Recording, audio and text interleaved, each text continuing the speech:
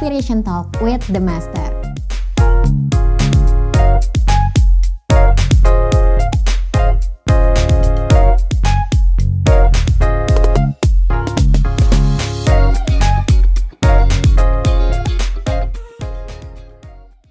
Hai Masterian, semoga dimanapun kamu berada, tetap sehat dan semangat ya. Kembali lagi bersama saya Inu di Master Talk, Inspiration Talk with the Master. Nah, teman-teman pasti ingat ya, di episode sebelumnya kita tuh sempat bahas soal downtime dan juga disaster recovery ini. Nah, hari ini kita akan kupas tuntas juga mengenai dua pembahasan tersebut.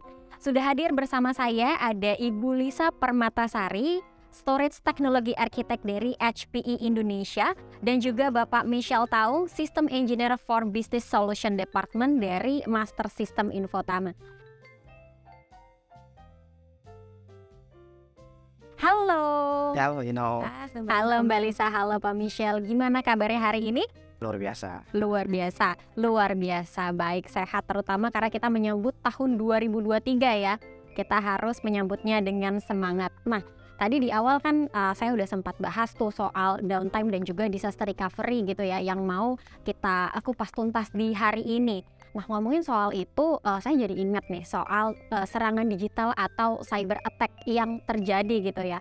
Kan berkembangnya teknologi juga berkembang juga nih cara-cara serangan yang terjadi ke kita, dan seiring berjalannya waktu malah semakin besar dan semakin variatif gitu ya Mbak Lisa dan juga Pak Michelle. Nah, mungkin saya mau ke Pak Michelle dulu kali ya. Gimana sih perkembangan cyber attack dan juga cyber threat menurut Pak Michelle saat ini? Jadi kalau kita ngomongin soal cyber attack, cyber itu sendiri kan pasti sangat luas ya. Dan cyber attack, cyber threat itu sendiri kan sebenarnya adalah suatu tindakan kejahatan yang dilakukan oleh para hacker ya, yang menyerang suatu individu atau suatu organisasi tertentu ya, yang sifatnya itu pasti merusak, mencuri data ya kan, ujungnya pasti meminta tebusan uang misalkan. Nah, kembali itu kan hal ini pasti sangat merugikan individu atau organisasi tersebut ya.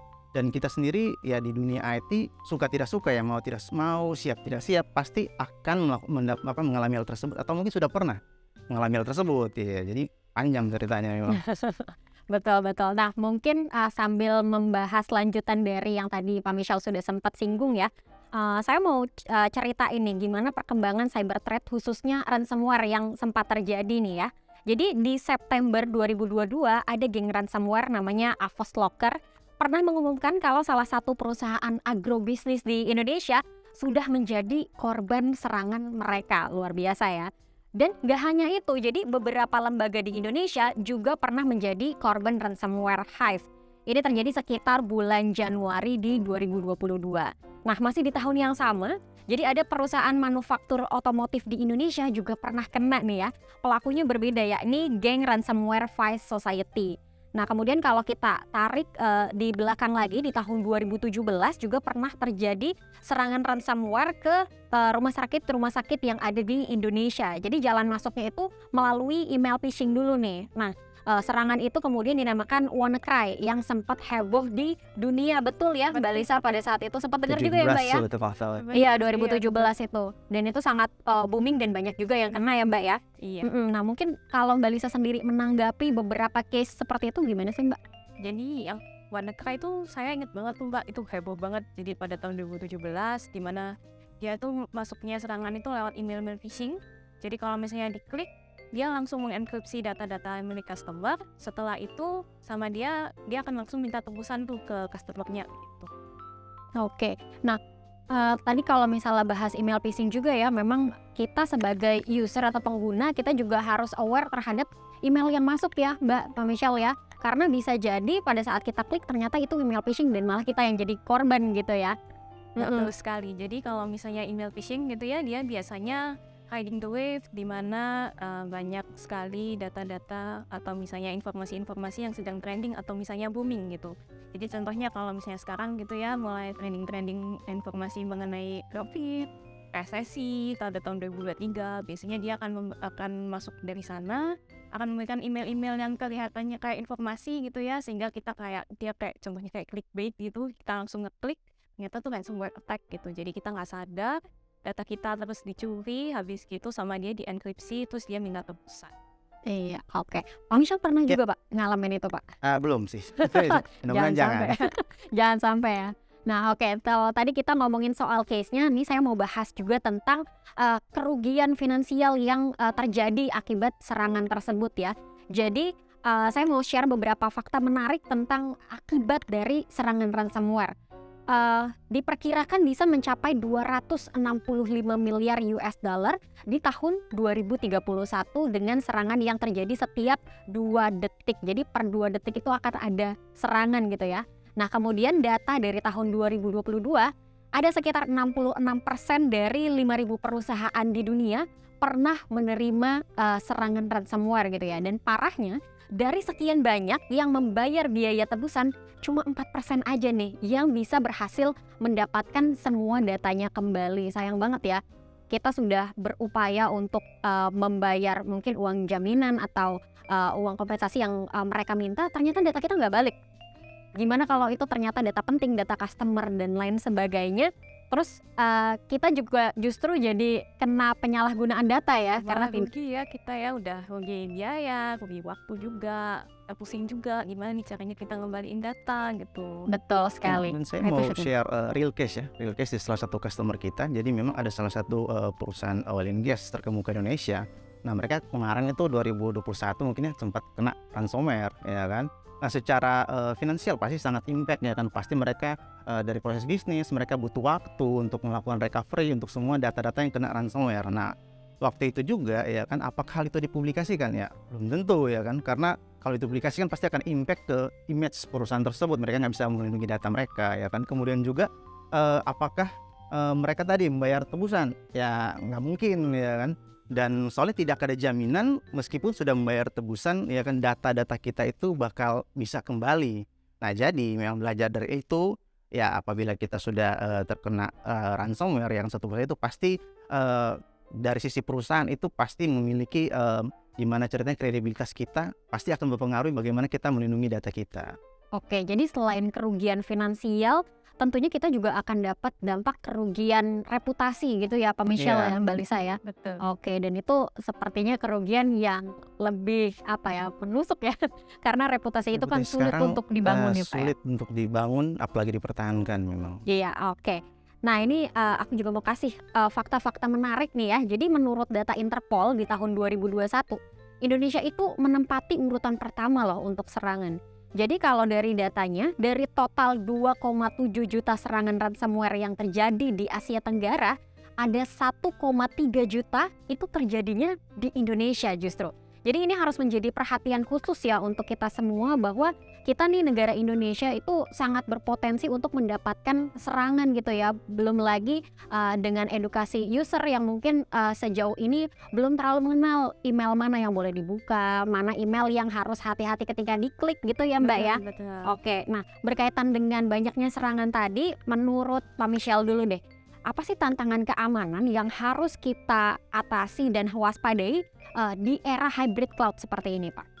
Jadi kalau kita ngomongin soal hybrid cloud tadi ya, jadi kan memang tahun-tahun sebelumnya kita masih kebagian besar ya perusahaan itu datanya masih on-prem ya kan, datanya baik itu virtualisasi maupun physical server. Nah saat ini kita itu udah hybrid cloud, jadi data ada yang udah di cloud ya kan, masih ada yang di on-prem ya kan, kemudian ke depan mungkin akan ada multi cloud, multi data center ya kan, semuanya bisa nggak hanya satu tempat aja. Kemudian itu pasti berkaitan dengan visibility dan kompleks ya, complexibility ya kan, pasti semakin kompleks ya kan, belum tentu visibility-nya bakal semakin simple gitu kan, pasti menjadi satu hal yang Makin kompleks masalah, juga ya, makin Pak, kompleks ya. juga pastinya. Dan kemudian terkait dengan itu kan pasti keamanannya berbeda ya, kita tahu bersama kan kita harus ada misalkan seperti firewall ya kan, bagaimana kita misalkan juga ada terkait dengan pendekatan kalau kita tadi di cloud kan pasti ada share responsibility ya kan, perusahaan pasti bertanggung jawab untuk menjaga keamanan data, sementara dari cloud provider pasti bertanggung jawab dari sisi infrastruktur yang ada. Jadi nggak cuman terkait hal itu juga ya kan, tadi juga sempat disinggung mengenai email phishing ya kan, itu pasti terkait dengan SDM ya kan, bagaimana kita memberikan pembelajaran terhadap karyawan kita. Jadi kalau email yang masuk ya kan jangan sembarang ya dan sebagainya. Jadi jangan sampai kita masuk ke dalam perangkap tersebut sih. Setuju banget Pak Michael. Jadi kompleksitas itu jadi satu penyebab utama di mana kita itu nggak punya visibilitas nih di kalau misalnya kita sekarang pakai hybrid cloud gitu ya. Di sisi lain kita juga harus kayak Pak Michelle tadi bilang bahwa kita juga harus meningkatkan kualitas SDM kita nih. Gimana caranya kita mentraining mereka supaya nggak sembarang klik email-email gitu ya. Gimana caranya perusahaan juga mentraining si SDM ini tadi supaya mereka lebih aware gitu ya tentang adanya ancaman-ancaman dari cyber gitu. Terus kita juga, saya juga mau menyoroti adanya namanya jaminan keamanan gitu ya. Jadi betul. Jadi gimana sih caranya bisnis itu bisa menjamin keamanan data-data mereka nih? Karena kalau misalnya kita tahu gitu ya ransomware itu kayak bom waktu. Jadi kita nggak tahu kapan dia akan nyerang, kapan kita tiba-tiba bisnisnya itu terjadi downtime gitu. Jadi bisnis itu nggak bisa berjalan secara kontinu lagi gitu. Nah, salah satu solusinya untuk mengatasi hal ini semua ya backup gitu ya. Jadi kedengarannya kayak mudah ya, cuman perlu backup doang gitu. Tapi padahal bisnis kadang nggak aware juga gitu, karena backup ini perlu banyak resource yang kita harus investasi dulu gitu. Dan juga kebanyakan juga nggak mudah gitu untuk dilakukan. Jadi kalau misalnya kita punya backup gitu ya, kita jadi punya jaminan nih. Jadi kalau misalnya tiba-tiba terjadi disaster, itu kalau misalnya terjadi pada sewaktu-waktu kita bisa tahu, kita bisa recover dengan cepat data bisnis kita, sehingga kita bisa menjalankan bisnis tersebut secara kontinu gitu tanpa meminimalisir adanya downtime juga. Oke, memang ransomware ini mengerikan ya, Mengerikan ya. karena kan datangnya tuh nggak tahu kapan gitu ya. Bisa jadi pada saat kita tidur terus besok pagi Tara, tahu-tahu kita kena ransomware. Iya, datanya nggak bisa Iya, diakses. udah di backup belum ya datanya, terus tahu-tahu hilang gitu ya. Nah, oke. Tadi kan kita ngomongin soal backup yang menjadi salah satu cara untuk mengatasi serangan dengan tanda kutip lah membuat jaminan gitu ya. Nah, sebenarnya selain itu metode apa lagi sih yang bisa kita gunakan untuk mengatasi cyber attack ini? Mungkin bisa ke Pak Michelle dulu. Oh ya, jadi mungkin kalau dari pengalaman kita ya, jadi kan terkait dengan cyber attack itu kan banyak ya cara-cara untuk mengatasi cyber attack itu ya, ada banyak pendekatan ya. Tapi mungkin kalau kita bikin sederhana ya, kita bikin simpel, mungkin ada 2 pendekatan bisa lakukan.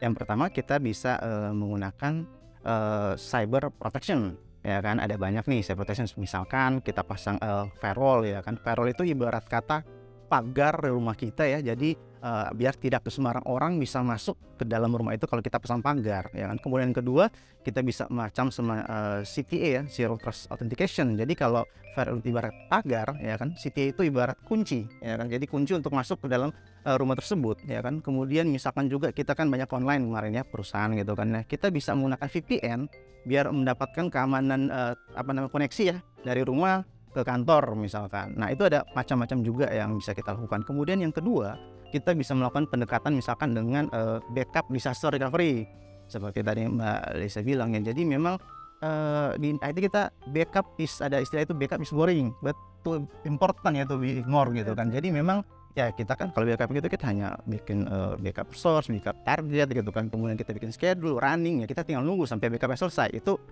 seperti itu. Tapi ya kan kalau nggak ada backup ya kan, ya kita pasti akan ada masalah saat terjadi disaster atau serangan ransomware. Kurang seperti itu sih. Oke, tadi perumpamaannya cukup menarik nih ya. Jadi rumah tuh harus dikasih pagar, terus ruangannya juga harus dikunci supaya aman ya. Oke, nah kalau tadi Pak Michelle sempat singgung soal backup adalah bagian dari disaster recovery, mungkin aku mau ke Mbak Lisa nih. Sebenarnya disaster recovery sendiri itu apa sih Mbak, boleh dijelasin nggak? Jadi kalau misalnya secara singkat gitu ya, recovery itu merupakan sebuah kemampuan perusahaan kalau misalnya dia terjadi disaster, gimana sih cara dia recover datanya lagi gitu, gimana caranya dia betul mengembalikan semua data supaya bisnisnya bisa berjalan lagi gitu. Nah, disaster ini ada macam-macam. Jadi kalau misalnya kita lihat, kita secara langsung ditanyain gitu ya, disaster ini apa sih? Biasanya yang terlintas di benak kita tuh biasanya serangannya dalam bentuk cyber attack gitu ya, atau seperti ransomware, terus cyber attack kayak gitu-gitu. Tapi kalau misalnya kita juga harus aware bahwa disaster ini juga bisa kalau misalnya terjadi seperti powernya itu lagi down, jadi satu data center itu mati, atau bencana alam gitu. Jadi di mana disaster itu yang menyebabkan bisnis tidak bisa berjalan lagi gitu. Jadi ada downtime sehingga berhenti, dan juga kalau misalnya bisnisnya downtime berhenti untuk prosesnya, maka bisnis juga akan kehilangan revenue gitu. Jadi ada banyak hal yang akan terjadi gitu ya, akan banyak hal yang akan bisa dirugikan dari terjadinya disaster gitu. Oke, berarti kan disaster recovery dan backup ini sangat penting ya. Nah, mungkin aku mau ke Pak Michelle nih. Kalau tadi ngomongin soal firewall, sebenarnya bedanya antara firewall sama disaster recovery ini seperti apa, Pak? Jadi sebenarnya firewall dan disaster recovery itu kan adalah dua komponen yang berbeda ya kan, tapi saling